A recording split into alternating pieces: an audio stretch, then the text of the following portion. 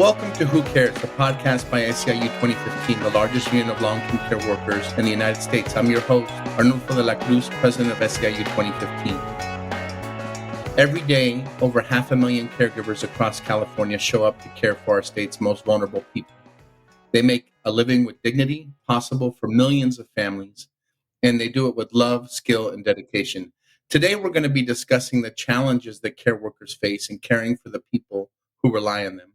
We're going to be discussing the challenges that workers face, whether they work in homes, provide childcare, or in nursing homes and hospitals. Aside from challenges, we will also discuss how care workers are uniting and building power to have a say in ensuring that our future is one where care work is prioritized. And to help us break it down today, we're joined by two of California's most respected labor voices, Doug Moore, International Vice President of AFSCME, and also the Executive Director of the United Domestic Workers of America Local 3930. We're also joined by our SEIU brother, Max Arias, who's the Executive Director of SEIU Local 99, representing care workers from the education sector and childcare throughout Los Angeles and Southern California, San Bernardino, and Ventura counties.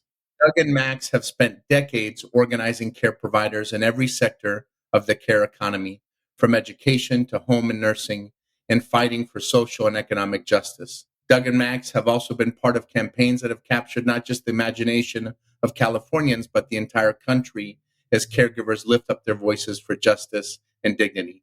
Doug and Max, welcome to Who Cares. Please share with our listeners a bit about yourselves and your respective unions. Thanks, Arnulfo. Thank you for inviting me on your podcast. I'm Doug Moore. I've been involved in the labor movement for well over 35 years. Started my career in Southern California with CWA, eventually worked for SEIU International and SEIU 250 and worked for the National AFL-CIO and then came over to AFSCME. Why am I doing this podcast? Quite simply, right now, at this time, we are at war. Workers are being attacked on every front. When you look at what's happening with immigration, when you look at what's happening recently with SNAP, with health insurance going up, we are under attack at every front. And UDW and our members that we represent, all three of us, are at the tip of the spear. We have no choice, and we've never had a choice, but to always fight back. And I think the rest of the working class is starting to recognize that. You can't rest on your laurels. You always have to be ready to fight back. And UDW has always been a fighting union, a social justice union. UDW started in 1977. It's one of three unions that were founded by people of color. The first being the Brotherhood of Sleeping Car Porters by E. Philip Randolph and Max's old turf in Chicago. The United Farm Workers, something Arnulfo knows a little bit about, Cesar Chavez. And then it's us, UDW. And UDW was a vision of Cesar Chavez to organize domestic workers because a lot of the wives of farm workers were domestic workers, and he felt they were treated worse than farm workers. And the founders of UDW were members of the Chicano movement and the Black Power movement. So social justice is in our DNA. We are rooted in social justice, and we will always be rooted in social justice. And we look at everything that we do through a social justice lens. And that's why even when you look at Prop 50, we didn't start fighting for Prop 50 when everybody else did a few months ago. We were in Sacramento, just like Arnulfo, your members were, and your union was back in January, fighting to stop these Medicaid cuts to Social Security. We were already doing this work. We were already doing it. So when Prop 50 came around, it was a no-brainer for us to be right in the middle of that fight. UDW have been on the forefront of fighting around racial justice, immigration justice, environmental justice, housing, you name it. We're right in the forefront of those fights. Now, we don't have any members in LA, but we support a lot of the issues in LA because a lot of the big fights are in LA, and the big marches, big rally. We may not be there physically, but resource-wise, there's a lot of events that we support because we know that if we can stop it in LA, we can stop it from spreading every place else. You know, we're pleased to join with our brothers and sisters in LA with 2015 and the fights with 99 with CCPU. So we're partners in many ways with both unions, UDW, and we're proud of those partnerships. Thank you, Doug. And Doug, all the conversations that we have, probably a couple times a week, and I did not know that history, the full history of UDW, and I'm sure there's a lot more, but What a fascinating history. There's a documentary coming out. All right. Well, there you go, folks. For our folks listening, we'll be on the lookout for that documentary, and I'm sure Doug will let us know. And speaking of Los Angeles, Brother Max, welcome. Well, thank you, Brother Arnulfo, for having us. It's really great, your vision of having all of care together. Everybody that does care from the cradle till we need it, till the end of our life. And it's great to be here with Brother Doug, who's also a partner in the fight through our coalition, Child Care Providers United, of which UDW is a part of as well. And so just a bit about myself. I was born in El Salvador. My family was exiled twice from El Salvador during the conflict in the 80s, and so had a kind of a crazy life. I ended up here in the United States twice, but the last time I ended up here was in the year 2000 when I came back. And my whole life, that life led me to always learn from my father that we have to fight for social justice. We have to fight for equality and equity. We can't put a blind eye to suffering. We can't just accept that people are starving as just a fact of life. So we got to keep fighting. That was instilled in me throughout my life. But I've been in SEIU for about 20 years now. I started in Chicago. Brother Doug alluded to that in a Local 4, where we represented nursing home workers. Being from El Salvador, I thought nursing homes were like the movies, but I learned right there, like the harsh reality, how they treat the workers and how that has a horrible impact on the residents there as well, and why we got to keep organizing. And so I came to California in 2009 in healthcare work for UHW, represented nursing home workers, etc., and ended up in 99 in 2015. I've been with 99 for 10 years. Who is Local 99? Local 99 was founded about 75 years ago, 76 years ago, celebrating 75th anniversary in the late 40s by some LAUSD janitors. Actually, they were Black, and they didn't have a union. The teachers had a union, but they didn't. So they formed their union, and it grew into what we are now, Local 99. LAUSD workers alone, there's 30,000 members there. And Local 99, we represent around 60,000 workers. And I want to share who we represent. We represent education workers from the cradle to higher ed. When I mean the cradle, I mean family child care providers, who after a 20-year fight to have to change the laws in the state of California, following the brave example of home care workers on how they won their union, child care providers did the same. Took them a long time, but in 2020, right in the middle of COVID, they got their union, and we had to double down and fight hard. And all this history you hear is a rich history shared with UDW AFSCME because we are in a coalition. And when we formed the union in 2020, the members are members of our locals, but they're also part of something bigger, which is called Child Care Providers United. It's a coalition of 3 different unions. SEIU Local 521, with Rico Brother Mendez over there in the Central Valley, San Jose, etc. And then Brother Doug Moore and Joanna Hester, who works with him, work with us, and they represent workers in Sacramento, San Diego, and other counties. It's really convoluted, by the way, and Local 99. But we act as one. We have just won our 3rd contract. We talk a little bit more about that later.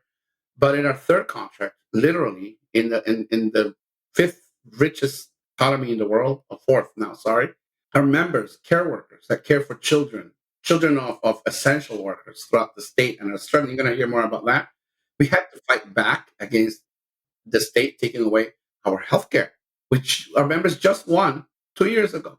So we had to have a huge fight. It was a great organizing victory, but we managed not only to defend our healthcare, but to create some improvements and set the groundwork to keep fighting. And I really appreciate, again, this conversation, because at the end of the day, I know that our members, a lot of our members do both. They care for children, they care for adults, they care for teenagers, they care for elderly, they care for and sometimes the same person is doing 2 or 3 of those things.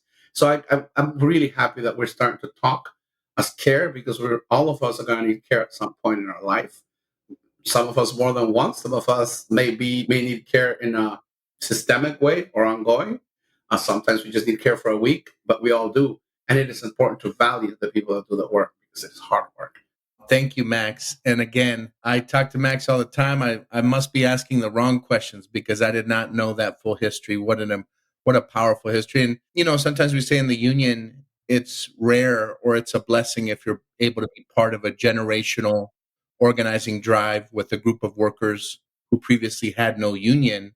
And Doug and Max have been part of not just one, but more than one of those incredible breakthroughs for workers who didn't have a union. And I think, Max, I know you don't mention this a whole lot, and we'll talk about it later, but you also led a historic strike in Los Angeles for education workers that really didn't just capture the imagination of California, but really captured the imagination of the entire country. And I know that was a really proud moment for SEIU. And then, of course, childcare workers in California having the right to organize was historic in so many ways and opened inspiration and vision for childcare workers across the country to say, si se puede, right? We can do this following the model of California. And you and Doug and Rico and all of the folks who helped to make that happen, it's an incredible testament to the power of workers. So speaking of care, we always start the Who Cares podcast with a care story, because at SEIU 2015, we know that care is personal. It's not just a job. For so many of our members, it's a calling. It's family. Doug, as a legendary labor organizer, you've worked with thousands of home care workers across our state, but I know you also have your own connection to caregiving. What's a story that stayed with you, one that reminds you why this work is so important? I'm going to start with my dad. My dad was before it was 2015, it was 434B. And my dad was a 434B activist out of Victorville who took care of my mom. And the staff, he was an activist, and the staff used to hate calling the house to ask for him because my mom would answer the phone and, no, he's not coming to your meetings. But he would come anyways. But he was one of the activists out there in the Victorville area until he came down with Alzheimer's. When he came down with Alzheimer's, I was in San Diego and he was in Victorville. And the stories he would tell me was when he would have one of those bright lights where he would say, I need to tell you something because I may not remember this tomorrow. And he would tell me something. While I was in the process of, at that time, UDW was under administratorship and I was running the day-to-day, I would drive every weekend from San Diego to Victorville to relieve my mom or to relieve my brother and my sister. And I had weekend care with my dad. That helped me connect with the workers at UDW and to understand what they were going through, be it if they were taking care of someone with dementia or taking care of someone with a disability. It really helped me understand what they were going to, because I was going through the same thing. Because I would Friday on the road, get there Friday night, Sunday morning at 5 a.m., I'm back on the road to San Diego. And if you ever ran an administratorship, you know that's not an 8 to 5. Back on the road for like a year. That's what I did. So it really made me understand how important what they do. And you can't put a price on it. There's no such thing as a price that you can put on that because you are doing it out of love. And whenever you get one of those moments where they can remember or something, you cherish that time. So that really helped me connect with that work. And when typically, if you've ever done an administratorship, and Max, I know you've been around long enough where you've probably done them. You typically say, okay, it's done, it's over, let me get to my next assignment. The administratorship was lifted in 2008, and I'm still here.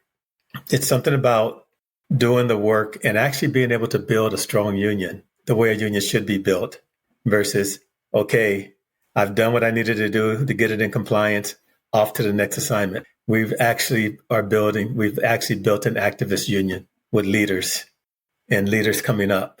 And when you can do something like that, it's rewarding work.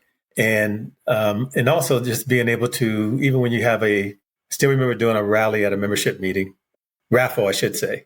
And a young lady won a gift card. And I said, oh, you can buy this, you can buy this. And she looks at me and she says, can I buy food? And I just kind of looked at her and I said, of course you can.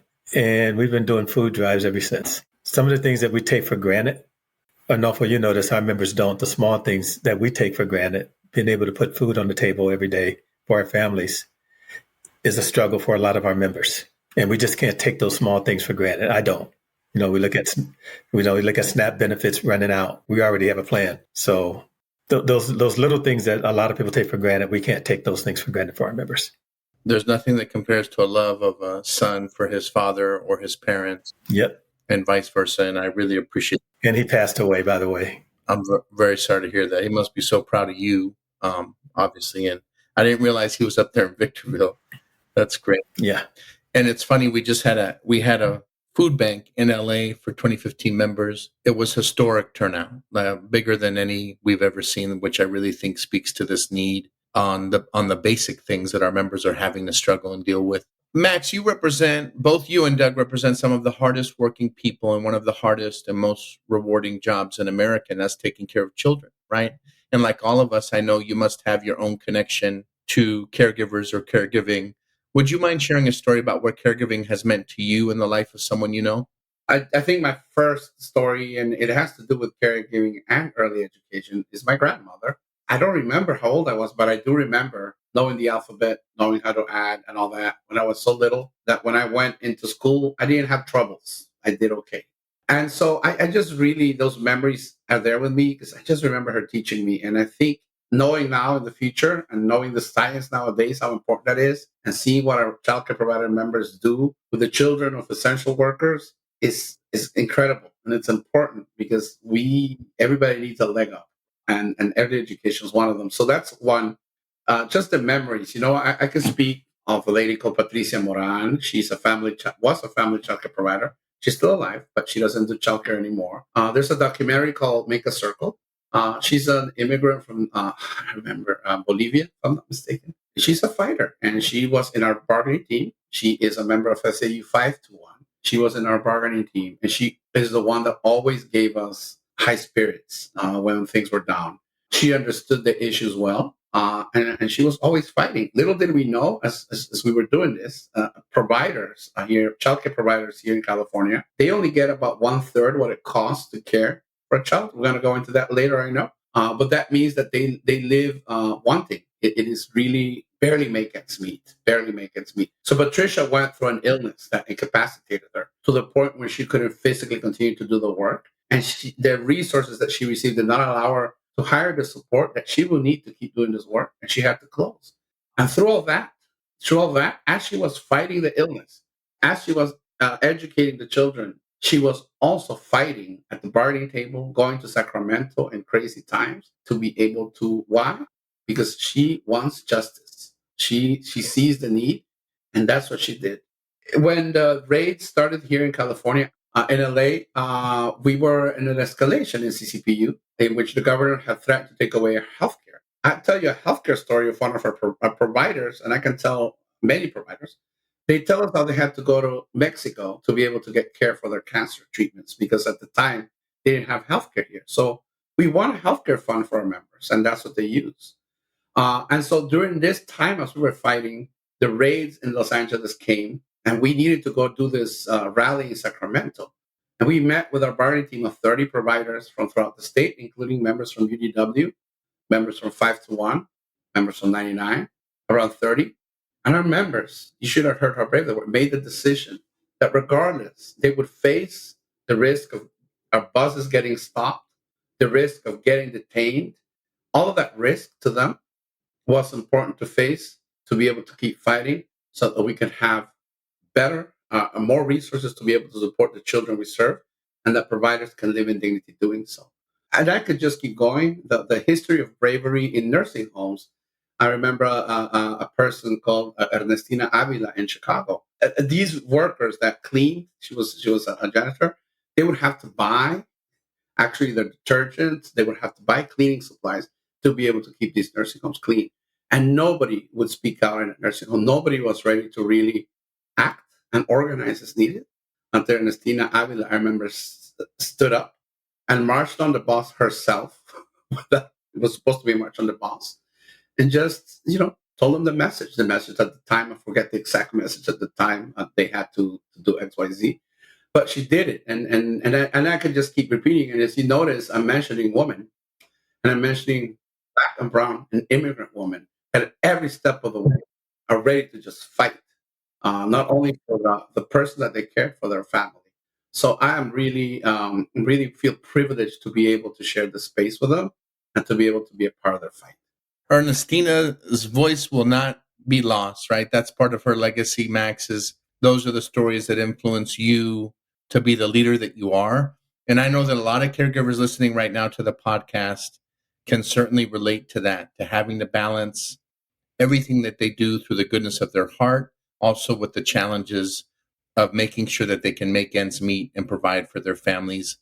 And that's why you all, it's so important that we continue to have these conversations, because maybe there's a lot of Americans who don't know what's involved in doing the work of being a child care provider, or what happens behind a closed door with a home care provider and someone they've taken care of for years. This is the journey that we've been on, right? Trying to make sure that America lives up to its promise and that caregivers are deserving of their rightful place as American workers and all of the benefits that they're deserving of, right? And we know that we still got a long way to go. I think, for instance, some of the challenges, and I know Doug's very familiar with this, and Max, but 2015 members tell me all the time, Arnulfo, wages are still too low. The young providers that are coming into this profession are working multiple jobs. Caregiving is just one of them. They're in the gig economy. And so it still speaks to this challenge that we have, that we call a crisis of care, is that the demand of an aging population, or those who need childcare, continues to outpace the amount of workers that are able to do these jobs. And we have strong feelings about why, right? If a caregiver in California still does not have a pension or a retirement plan when they're in the years where they need one most, after giving their all to their consumer, that's an injustice, right? We know too many private providers also put profits first and are not held accountable. So, Doug, what are some of the challenges that UDW is facing that your members communicate? Same ones your members talk about. We tried to address it this past legislative session with statewide bargaining, which would put us on the path of at least being able to address the retirement issue. And I think we got to go at it again, to be honest with you. And the current administration has already eroded overtime. I mean, they've already tried to take it away. Thank God, we had the courage to fight and get it into the budget for 2026, 2025 for our members to keep it. But at the federal level, it's gone. We got it in the Obama era, and this new president has taken it back. But that's because we had the power and the strength to fight back. Other folks don't have it. But we really, there was a time there that it looked like we were not going to get it. But we held on. We just said we cannot allow that to happen. That was a big fight in Sacramento because it looked like we were not going to get it, but we did not give in. We held together. We stayed together, and we would not take no for an answer. That was solidarity at its finest, because that was a big ticket issue to take that overtime away, because there was legislation in statute that said if we lost it at the federal level, the state had the option not to give it at the state level. It goes away. We had to fight. And that was a big fight. But that's what happens when you stand your ground. And our members, we knew what was at stake. How do you go back and tell your members you were able to protect your institution in terms of dues? But I'm sorry, we lost your overtime. There's no way in hell I was going to go back and do that. And you and I, Arnulfo, had those conversations a few times. It's like, no way. That was us saying our members matter. We know how much this means to our members, and it was a big issue. And there's just no way we can do that. And in terms of private providers, we have to organize in the long-term care space in the private sector. They are eroding the wages that we can negotiate at the county level. We have to lift those wages up, and the only way we can do that is to organize in the private sector. And interesting, this is on the list because I did call Arnulfo. It might have been the day before yesterday and said, we have to take this on. We have to. It's too much there for one, I think, but let's figure out a strategy on how we can go after this together. You got, these private equity companies out there buying these companies up. Let's figure out a strategy on how to go at them. You got to strike while the iron's hot. We have an advantage legislatively. Let's figure out how we can go at them and start organizing these companies now, these private sector long-term care and child care companies, Max, who are in California. Let's not give them a free ride. Let's go at them. And if they don't want to organize, run them out of California. Get them out. Either organize or get them out. That's the way I look at it. But let's not give them a free ride. And that will lift everybody's wages if we can raise their wages. That's the challenges that we face, but they're not challenges that we cannot overcome together. But it's about us working together and figuring out a strategy that can lift everybody's wages up. And that's what I would love to do. Couldn't agree more. None of these are challenges that can't be overcome when we stand together in unity. And how about you, Max? To give our listeners a sense, what are some of the challenges childcare workers are facing or members of your local in this moment?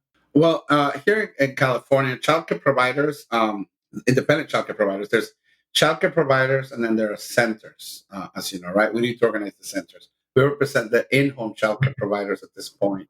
Well, the biggest obstacle is compensation. And why is it so low? It's very low. The state of California sets the compensation for the family childcare providers. Whether they do, if you are caring for a child who is part of the subsidy system, that means the state of California is subsidizing the care, right? There's actually a system that does that. Then your rates are set by the state, whether it be for the child you're caring for or for a private sector child. And so what that means, the state setting the rates results in providers receiving only about between 1/3 and 1/2 of what it costs to care for a child. So the way it works is if your child qualifies for subsidy in the state of California and there is a subsidy slot open, that's another problem. The state only has about 200,000 slots when the need is about over 1 million children need the care. So just to start there. So you get that slot, then a childcare provider agrees to care for your child. Then that childcare provider receives from the state of California only 1/3 or 1/2 of what it costs to care for the child. If you're in Los Angeles, for example, under a certain category, it may take $2,000 for you as a provider to pay for food, transportation, equipment, electricity, assistance, etc. Everything that you need to care for a child. It may cost you $2,000, but the state gives you $1,000. You have 10 to 14 children like that. What you do is you figure out how to make ends meet with 10 to 14 children. And so what's left over for the provider is negligible. By that I mean, we know through surveys that providers make between $7 to $8 an hour, if that, because of the amount of hours that they have to work. Their assistants, the people that come to assist them in caring for the children, make more money than they do.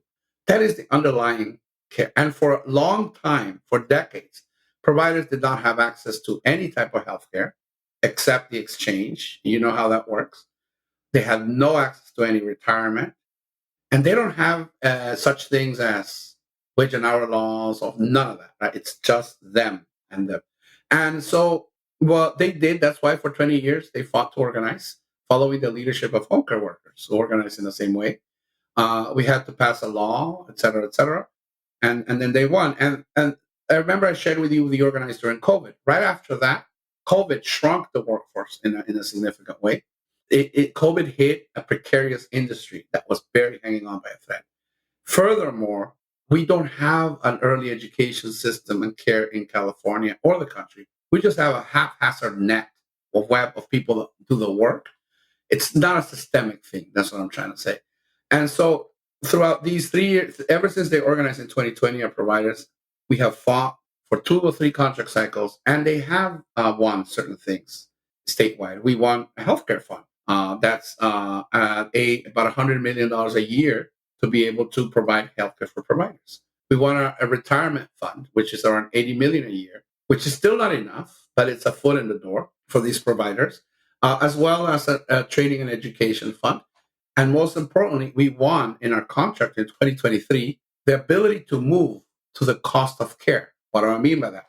When I shared with you that they're getting only from the state about half of what it costs to care, under the new model that the state agreed that we would do, a provider will now just receive what it actually costs to care for the child and to be able to compensate themselves at some level.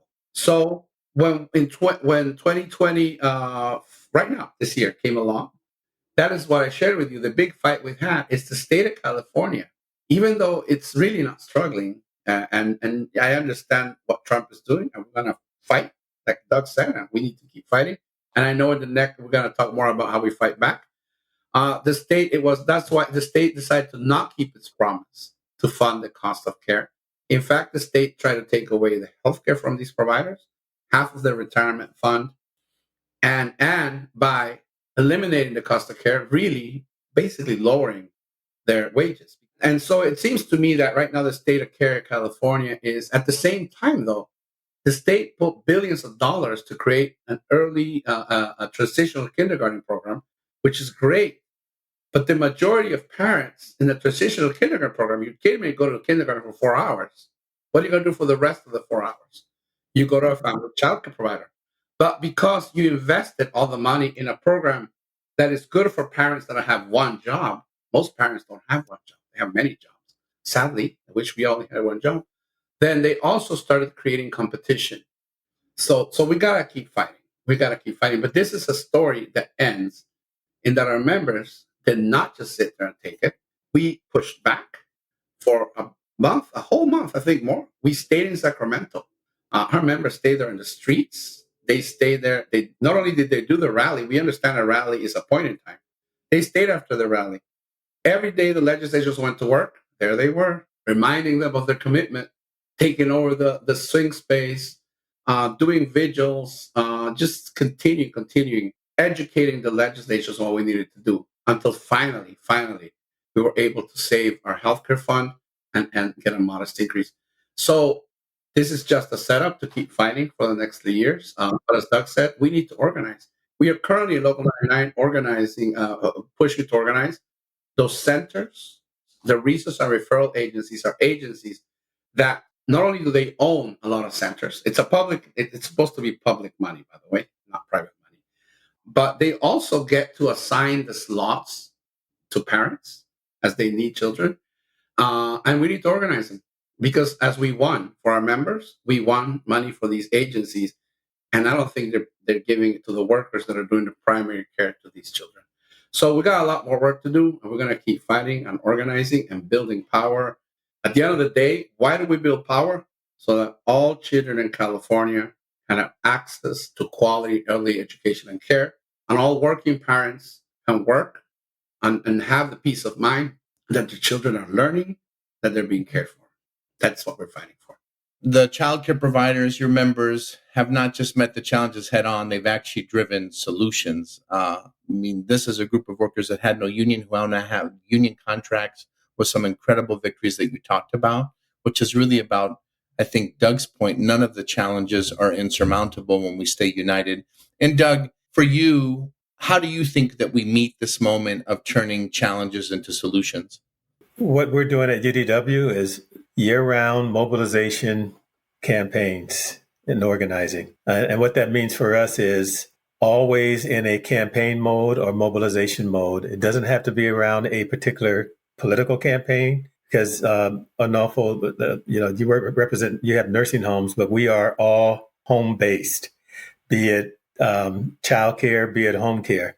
So we have no work sites. So when there's not a political campaign, we are in our communities doing community organizing, what's going on in the communities where our members live, get involved in those community activities where our members live. So we're going to be in a year-round mobilization organizing campaign strategy in the communities where our members live for the next 5 years. So that's grassroots base building organizing that we're going to be doing. And so that when there is a political campaign, because when you think about it, as soon as we get out of Prop 50, we're looking at primaries where we're already on the ground. And when the general elections comes around, we're still on the ground. We never leave the ground. And we have a lot of staff that was hired during COVID that never did a lot of house visiting. Guess what? They're feeling what it's like. A few of them don't like it. Old school organizing, Max, house visits, house meetings. And that's how we win. We got to get back to our grassroots organizing and community campaigns and really be in the center of the universe for our members in their communities. Our headquarters is a church.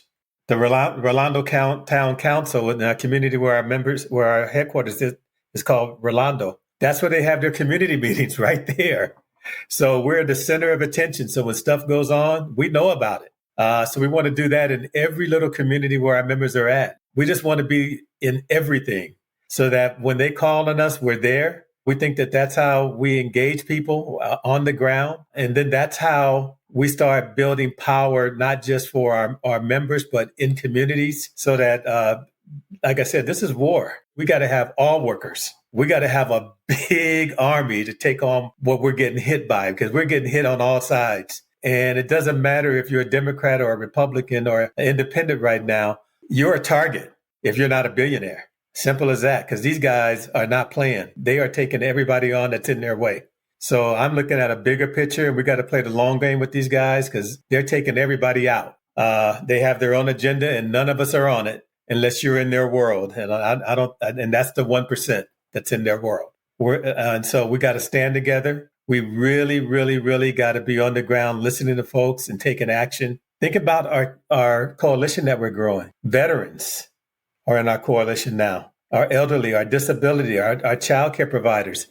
If we open up and allow other folks in, we can take on and make the changes to the status quo that's necessary, but we can't be isolated. That's when we lose. And I see a lot of folks not opening up. If you've ever been to a rally that we have in Sacramento, be it home care, child care, it's a beautiful thing to see. But imagine opening it up, saying, "Hey, we have a common enemy, and it's not us. It's the White House and the cronies there. Let's focus our energy there. Winning Prop 50, taking back Congress, taking back White House, and eliminating any Democrat who can't speak out for working class people who want to be a status quo Democrat. Because guess what? We don't need those anymore. We don't. We got to change the status quo in this country and have fighters for all workers and not people who just give us lip service. That's what it's about for me. And bringing that message out. We have too many people that give us lip service. Amen. And Doug, you bring up a really good point. We can't be isolated in this moment. At the same time, it feels like everything this administration or the president is doing is about dividing people based on color, language, country of origin, the type of work you do. But you brought up a good point. It really does feel like it's a 1% of the population making decisions for 99% of everyone else, and that we can't be isolated. So I think this principle of unity is so important, right? We've started to see some mobilizations, maybe not as big as they could be, where you have a majority of Americans saying this is just not meeting our needs. The 99%, we've seen what the cost of groceries is doing. You pick the grocery, the costs have gone up. It seems like the cost of everything is going up. At the core, we have much more that unites us against those who would look to divide us or take from us. And really, the big billionaires bill was all about taking money from working people, from poor people, from people who are struggling, and giving it over to billionaires. That's actually the goal that they were looking to accomplish. So, Max and Doug, how do we build unity and also cross-racial solidarity, right? We know the attacks on immigrants, the attacks on federal workers. It seems like you name the attack, but they're happening all over the place. How do we build unity and cross-racial solidarity in this moment as a labor movement? I think we got to show where that's actually happening. My brother is a pastor out in Rialto, and their church, Loveland, and some of the other pastors are finding out where immigrants are like not coming out, and they're actually taking food and taking the food out to them, and they're really trying to reach out to undocumented people who are like saying, "Hey, I'm not coming out because I don't want to get picked out." They understand that that's their ministry. More people need to do that, really, especially in the African American community, because this fight is for everybody. We are next. We've always been on the. It's like we're there for their picking whenever they decide to go after us. We're not. Anybody who think they're safe from this administration is in la la land. No one is safe. All of us can be picked up at any time. All they got to do, and I've lived it, say, because I've been pulled over and had a gun put on me saying you fit the description. That's all it takes. And if you think that you're immune from that, I got news for you. You're not. And that's what I say when I go out to different communities and speak. We are all on their list. It's just a matter of time when they decide you're next. So anybody who thinks they're not is full of it. None of us is safe from these people. None of us are. That's really powerful, Doug. And I actually do think there's a lot that we can learn from the history of the Black community, even as Latinos, as immigrants. That really gets to the foundation of this country. In a lot of ways, America is dealing with a reckoning, right, on the foundation of the country and how division, slavery, racism was kind of seeded as a thing that's okay to do. So it always has been enough. But when we were doing a training of some of our childcare workers out of Ventura County, we're in Riverside when they started doing the raids out there in the cannabis farms. And I was there and I noticed a lot of them crying. And I said, wait a minute, what's going on here? And we stopped the training because they knew some of the people who, got picked up. So I had to stop the training. And we started talking about the history of America and how we started with Native Americans. And then we started with slavery. Then we talked about the Japanese in the internment camps. I mean, we went through the whole history and said, look, this is nothing new for America. I said, they're just doing it now right in our face. I said, America has always had this legacy of disappearing people. I said, you need to understand that. I said, now that they're doing it right in our face, and now they have laws that says it's okay. I said, the police departments were created from slave patrols. I said, so this is a legacy of this in the United States. So we had to really have this conversation with them. And, many years ago, we took several of our members to Selma and to Montgomery, Alabama. And we're going to do it again next year so that they can understand all of this, that this is not something new that they're seeing, that this is not something new in America. There's a whole legacy of this hate that they try to bury that's still around. And I think we do need to have these conversations.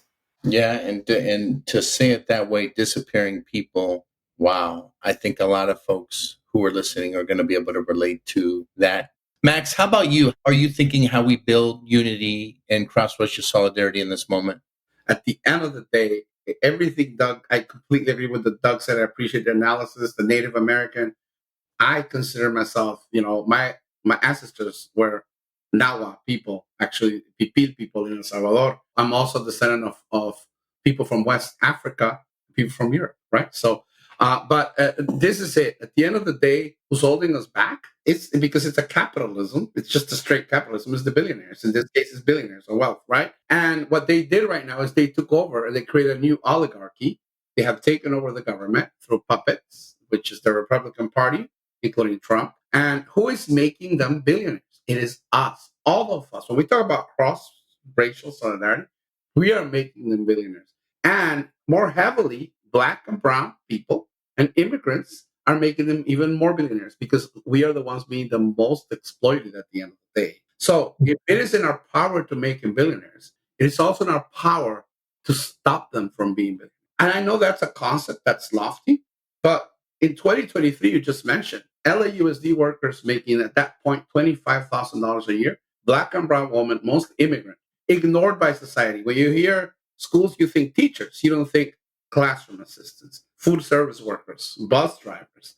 These workers were struggling. Not only were they struggling, they were being oppressed by everybody in the district, including, and I love the teachers, but including the teachers, we're friendly and we really get along with UTLA. Don't get me wrong, but it is part of the analysis. And to break out of that oppression, they had to show to society in LA that without them, nothing works. So you have to value my work. You can't keep paying me $21,000 a year in a city that requires over $100,000 a year to live okay, to afford a one bed, just to live okay.